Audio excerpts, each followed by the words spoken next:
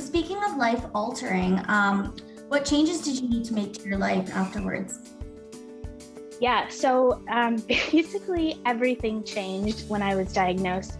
Um, Kidney disease is interesting in that your kidneys stop really filtering your blood. And so you have to monitor really and try and protect your kidneys as best you can. So predominantly that's done by way of diet. So a limited sodium, so very low salt diet, a very low phosphorus diet, which is things like cheese or Diet Coke or chocolate, like all the things that people love, and a really low potassium diet. So things like sweet potato or avocado, tomatoes, again, things that, French fries, like none of it.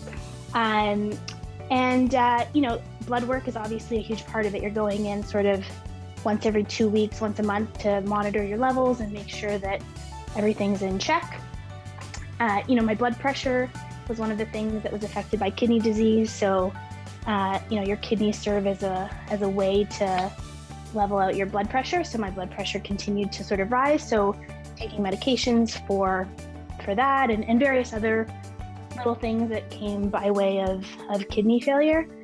And then I think sort of like overall, just, dialysis is a sort of later part of end-stage kidney failure, and trying to avoid dialysis as much as you can by monitoring the intake of your food was a sort of goal of mine, a stretch goal perhaps at the time, but a big part of sort of how I viewed my diet and how I viewed sort of my overall management of my healthcare.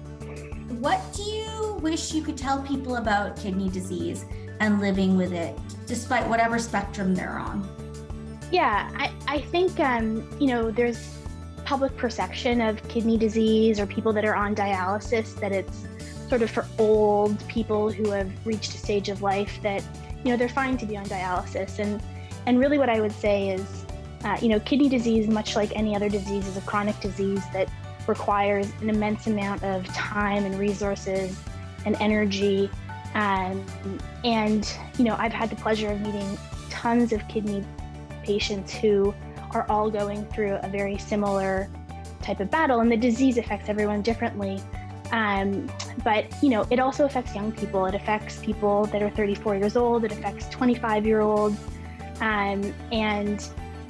It kind of comes out of nowhere. And I think that's one of the things that I was so surprised to learn about kidney disease, is that often it goes under the radar because people aren't, looking for things like how high your salt is at 34 years old. I think I would just sort of say to people that, when people reach the stage of end-stage kidney failure, it's not, because they've failed to take care of themselves. It's really just that it's a silent killer of a disease, and people are sadly affected by it, kind of out of the blue. So what was it like after you were diagnosed with kidney disease? It must have been a shock not just to yourself, but to your entire family, your community, because you looked perfectly fine from the outside, just like living with type 1 diabetes. Yeah, certainly. I think one of the unfortunate things about sort of this world that we live in is we're all moving so quickly, and unless you stop to hear people's stories, you really don't know what's going on in someone's life. And, what this disease really forced me to do was open up about the things that were going on. And, I was working all throughout this diagnosis, and, I would have to go and collect 24 hours worth of urine and also have to go to the office. And I was of the mindset that I was like, you know what, people are going to have to know that I am collecting urine today. And I brought my bright yellow jug up 68 floors in the financial district of Toronto, because I thought that it was important that, people didn't need to know the inner workings, and they didn't need to know sort of how I was feeling day to day, but it was important for me to show that there are diseases that are hidden, they are silent, and it's important that people recognize that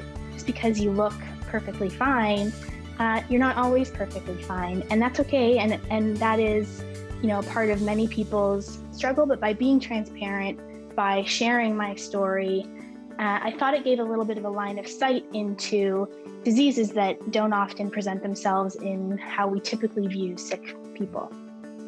So Allie, this is all so fascinating. I hate to break away, but we do need to go to commercial. Can you stay with us? I'd be happy to. Great, we'll be right back.